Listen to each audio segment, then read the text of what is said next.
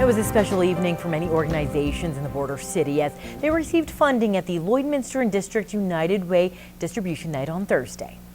West Family Connections is $17,000. United Way gave away more than $207,000 to 13 other member agencies, including the Lloydminster Rescue Squad, Community Youth Center, Midwest Family Connections, and the Libby Young Center. Once a year, each year, they put through a request to us of what they would like us to assist them with for their funding. And they all run different services and programs here in Lloydminster in our area. The Lloydminster Rescue Squad received $7,500, and Chief Norm Namier says the funding is essential to keep the training going. We're excited with that because it pays for the training for the rest of the year for us, and just actually next week, the timing is perfect because we're doing a first responder program for our squad, and we have 7 members taking that, and that's pretty well half of what we got tonight. It's something where probably you may not know, more than likely somebody you know has benefited from some of the agencies.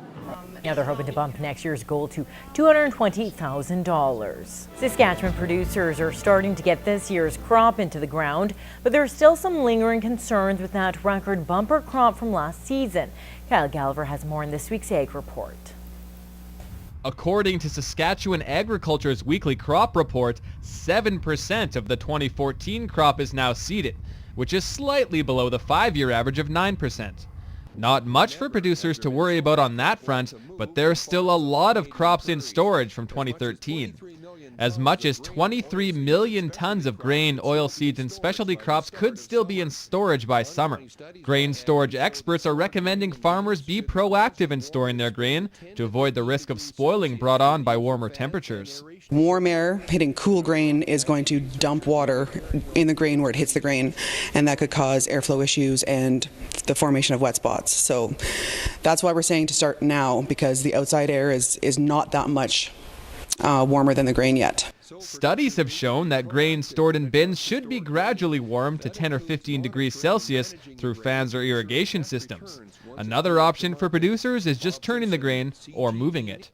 If they have the capacity and if they have the labor to do that, take all the grain out of the bin and put it back in either the same bin or another bin.